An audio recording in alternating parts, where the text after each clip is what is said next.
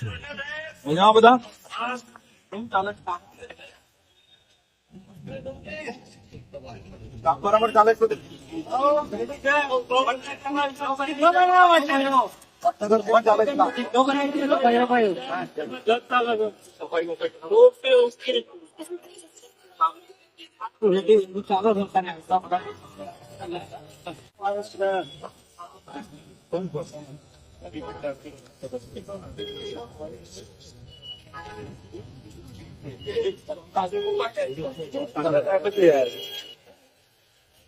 કેમ બધું બરાબર? કેમ બધું નવું બન્યા પેલું કેવું ચાલે? મસ્ત ચાલે? આવી છે બધું. આવે છે તમારું ઘર? તો આનંદ આવતો હશે. મિત્રો, તમે આ ગુજરાત રાજ્યના ઉપમુખ્યમંત્રી હર્ષભાઈ સંઘવીની સાદગીનો તમે આ વિડીયો જોયો ને? ઓલા વિપક્ષના નેતાઓ જે રીતે સોશિયલ મીડિયાની અંદર ફાંકા ફોજદારી કરે છે, રીલબાજી કરે છે, વિડીયોબાજી કરે છે, આવો સ્વભાવ વિપક્ષના નેતા જેવો સ્વભાવ હર્ષભાઈ સંઘવીનો ક્યારેય પણ રહ્યો નથી. હર્ષભાઈ સંઘવી હંમેશા ગુજરાતની જનતાની લાગણી અને તેના પ્રેમને માન આપીને કામ કરનારા નેતા હર્ષભાઈ સંઘવી છે, નહીં કે આ વિપક્ષના નેતાઓની જેમ ખોટી ફાંકા ફોજદારી કરનારા નેતા. તમે જે રીતે વિડીયોની અંદર ગુજરાતની જનતા પ્રત્યેનો પ્રેમ, ગુજરાતના યુવાનો પ્રત્યેની હર્ષભાઈ સંઘવીની લાગણી અને એની સાદગી તમે જે જોઈ છે, આવી નાવી સાદગી, આવો નાવો પ્રેમ અને આવી નાવી લાગણી જ્યારે તમે હર્ષભાઈ સંઘવીને ગાંધીનગર તેમની ઓફિસ પર જઈને રૂબરૂ મળો ત્યારે આજ સાદગી, આજ પ્રેમ અને આજ લાગણી તમને હર્ષભાઈ સંઘવી ની તમને જોવા મળશે. આ ખોટી વિપક્ષના નેતાઓની જેમ ખોટી હવાબાજી કે ખોટી હવાઈમાં વાત કરવાની વાત નથી, પરંતુ આ બંને આંખે નજરે જોયેલું સત્ય હું તમને કહી રહ્યો છું. આમ તો અમે અવારનવાર હર્ષભાઈ સંઘવીને મળતા હોઈએ છીએ, પરંતુ ગયા સોમવારે જે અમારી મુલાકાત હતી એ એકદમ ખાસ હતી, કારણ કે હર્ષભાઈ સંઘવીની ઓફિસની અંદર અમે લગભગ 5 કલાક જેટલા હર્ષભાઈ સંઘવીની ચેમ્બરમાં બેઠા હતા કે જ્યાં હર્ષભાઈ સંઘવી બધા લોકોને સમસ્યા સાંભળીને તેનું નિરાકરણ લાવે છે. એટલા માટે ખાસ છે અને આજે મારે ગુજરાતની જનતાને એ વાત જણાવવી છે કે આ વિપક્ષના નેતાઓ જે રીતે હર્ષભાઈ સંઘવીને 8-5 કહીને ટાર્ગેટ કરે છે, પરંતુ હું ગુજરાતની જનતાને એક વાત 100% ગેરંટી સાથે કહું છું કે હર્ષભાઈ સંઘવી મળવા જેવો માણસ છે. શું છે? હર્ષભાઈ સંઘવી મળવા જેવો માણસ છે. હર્ષભાઈ સંઘવી આ ગુજરાતની જનતાની લાગણી, ગુજરાતની જનતાનું પ્રેમ, આ ગુજરાતની જનતાની જે ભાવના છે ને એને માન આપીને કામ કરનારો નેતા છે. એટલે જ કહું છું કે હર્ષભાઈ સંઘવી મળવા જેવો માણસ છે. આ વિપક્ષના નેતાઓ જે રીતે ખોટી રીતે ટાર્ગેટ કરે છે એનું કારણ એ છે કે આટલી નાની ઉંમરમાં હર્ષભાઈ સંઘવી આ રાજ્યના ગૃહમંત્રી બન્યા અને આટલી જ નાની ઉંમરમાં આ ગુજરાત રાજ્યના ઉપમુખ્યમંત્રી બનતા આ વિપક્ષના જે કેન્દ્રમાં બેઠેલા નેતાઓ છે એના પેટમાં ફાળ પડી ગઈ છે, એના પેટમાં તેલ રેડાઈ રહ્યું છે કે કેમ આટલી નાની ઉંમરમાં આટલી પ્રગતિ કરનારો આ માણસ આવનારા સમયમાં, આવનારા ભવિષ્યમાં આ વિપક્ષના નેતાઓની ઘોર ખોદી નાખશે. આ વિપક્ષના નેતાઓને એ હમાનમાં નહીં રહેવા દે. આ ડર કેન્દ્રની અંદર વિપક્ષના નેતાઓની અંદર બેસી ગયો છે, એટલે ત્યાંથી આ ડુગડુગી વગાડે છે કેન્દ્રના નેતાઓ અને ડુગડુગી ઉપર આ ગુજરાતની અંદર વિપક્ષના નેતાઓ નાચી રહ્યા છે અને સતત હર્ષભાઈ સંઘવીને ગમે તે મુદ્દાઓ ઉપર ટાર્ગેટ કરવાનું કામ કરી રહ્યા છે. પરંતુ હર્ષભાઈ સંઘવી આ ગુજરાતની જનતા માટે અવિરતપણે સતત રાત દિવસ જોયા વિના, સવાર સાંજ જોયા વિના સતત આ ગુજરાતના જનતાની હિતો માટે કામ કરે છે. હવે આપણે મૂળ મુદ્દા ઉપર આવીએ તો જ્યારે અમે સોમવારે હર્ષભાઈ સંઘવીની ઓફિસે ગયા ત્યારે લગભગ અમે 1:30 વાગે પહોંચ્યા છું અને લગભગ 6 વાગ્યા સુધી અમે હર્ષભાઈ સંઘવીની ઓફિસમાં બેઠા હતા. ત્યારે ત્યાં એવું પણ જાણવા મળ્યું કે હર્ષભાઈ સંઘવી સવારના 7 વાગ્યાના પોતાના ઓફિસ પર આવી ગયા હતા અને 10:30-11 વાગ્યા સુધી જે અધિકારીઓ સાથેની જે મીટિંગો હોય એ મીટિંગો પૂરી કરીને 10-10:30 ગુજરાતભરમાંથી આવેલા લોકોની સમસ્યા સાંભળવાનું ચાલુ કર્યું હતું અને ખૂબ મોટી સંખ્યામાં દર સોમવારે, મંગળવારે પોતાની સમસ્યા લઈને હર્ષભાઈ સંઘવી પાસે આવે છે અને હર્ષભાઈ સંઘવી એ લોકોની સમસ્યા જેટલી જલ્દી બને એટલી પૂરી કરવામાં હર્ષભાઈ સંઘવી માનવા વાળા માણસ છે ને લગભગ મોટા ભાગની સમસ્યા તે પૂરી પણ કરી આપે છે. હવે મારે અમુક 2-3 એવા વ્યક્તિઓ વિશે વાત કરવી છે કે જે લોકો હર્ષભાઈ સંઘવીને મળવા માટે આવ્યા હતા. આમ તો બહુ મોટી સંખ્યામાં લોકો હર્ષભાઈ સંઘવીને મળવા આવ્યા હતા, પરંતુ આજે મારે 2-4 એવા લોકોની જે સમસ્યા સાંભળીને ઓન ધ સ્પોટ કામ થયા છે, મોટા ભાગના થયા છે, પણ એ લોકો એટલા માટે ખાસ છે. હવે એક બેન હતા જે લગભગ નિકુલ પોલીસ સ્ટેશન વિસ્તારમાં રહેતા હશે. એ એટલા સામાન્ય ઘરના એ બેન હતા કે એ હર્ષભાઈ સંઘવી પાસે પોતાની સમસ્યા રજૂ કરવા માટે આવ્યા. એ મેં જોયું, મારી આ નજરી આંખે જોયું કે અમુક જગ્યાએ તે બેનના કપડા પણ ફાટેલા હતા.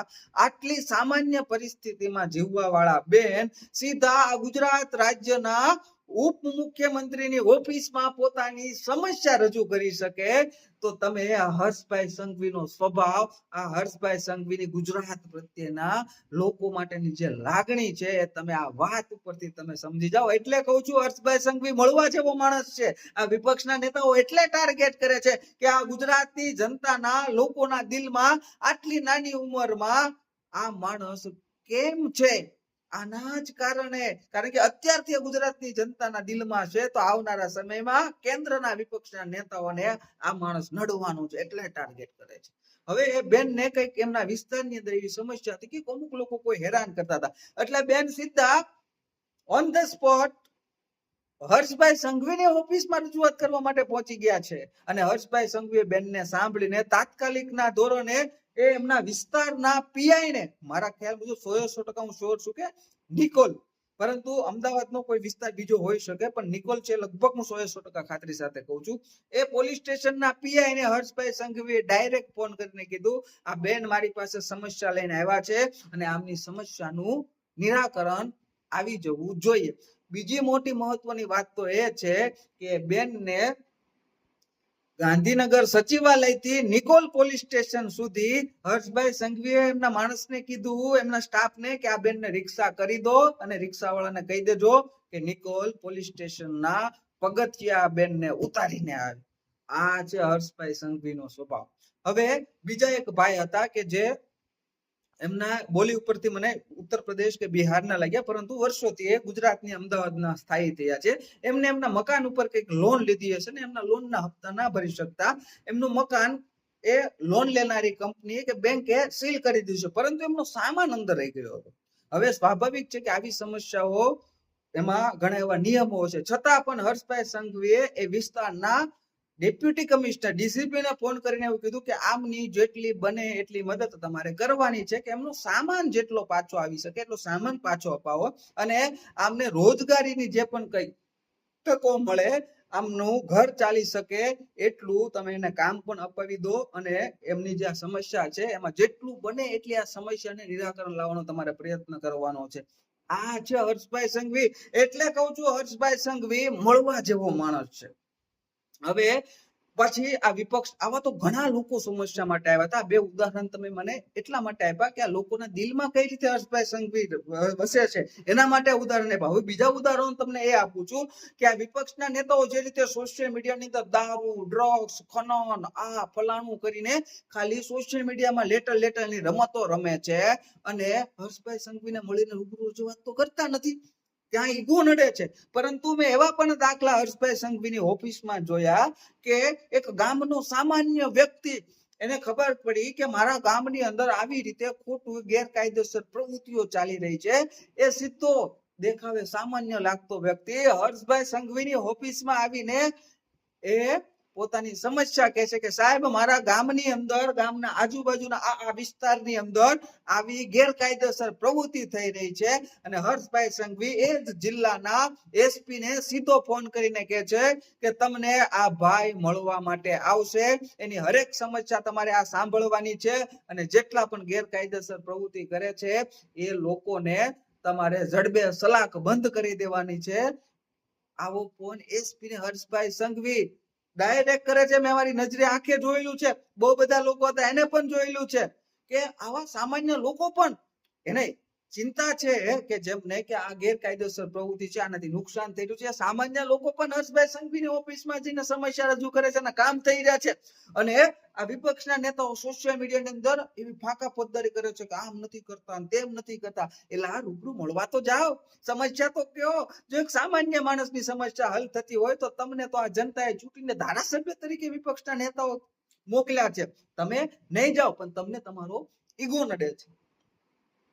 પછી એક વડીલ કે કદાચ એમની આશરે ઉંમર હશે લગભગ 65 થી 70 વર્ષની, એક નિવૃત્ત એન્જિનિયર હતા. હવે હર્ષભાઈ સંઘવી પાસે આટલી બે ફાઇલ લઈને આવ્યા કે હર્ષભાઈ સંઘવી આમાં મેં ગુજરાતભરમાં જે ટ્રાફિકના લગતી જે સમસ્યાઓ છે એમાં મેં ગાંધીનગર અને આસપાસના વિસ્તારમાં મેં સર્વે કર્યું છે કે આ જગ્યાએ આ પોઈન્ટ, આ જગ્યાએ આ પોઈન્ટ ના કરવાથી, કરવાથી ઘણી ખરી સમસ્યાઓ હલ થઈ શકે છે. હર્ષભાઈ સંઘવીએ એને લગભગ 5 થી 7 મિનિટ સુધી સાંભળ્યા. આટલો વ્યસ્ત સમય હોવા છતાં પણ 5 થી 7 મિનિટ સુધી સાંભળ્યા, એમની રાય લીધી અને સીધા એમના જે અધિકારી આવતા હોય છે એમની પાસે સીધા ફોન કરીને કીધું કે આ વ્યક્તિ આવે છે, ખૂબ સારી એમની પાસે આ સમસ્યાનો હલ કરવા માટેના સૂચનો છે. આ સૂચનોને આપણે આમાં જેટલા યોગ્ય લાગે ને આપણે કરી શકતા હોય એ બધા સૂચનોને આવકારીને આપણે આના ઉપર કામ કરવાનું છે. આ છે હર્ષભાઈ સંઘવી. એટલે જ કહું છું હર્ષભાઈ સંઘવી મળવા જેવું માણસ છે. વિડીયો થોડો લાંબો થશે પણ આવશે મજા. આ વિપક્ષના નેતાઓ જે રીતે હર્ષભાઈ સંઘવીને બદનામ કરે છે ને અને ગુજરાતની જનતાને એવો મૂર્ખ બનાવવાનો પ્રયાસ કરે છે કે હર્ષભાઈ સંઘવી આમ કરે છે, તેમ કરે છે. પણ તમે એકવાર રૂબરૂ મળો ત્યારે ખબર પડે કે હર્ષભાઈ સંઘવી આ ગુજરાતની જનતાના હિત માટે કેટલા કાર્ય કરે છે. પછી એવા તો ઘણા એવા મુલાકાતીઓ આવ્યા હતા ઓન ધ સ્પોટ.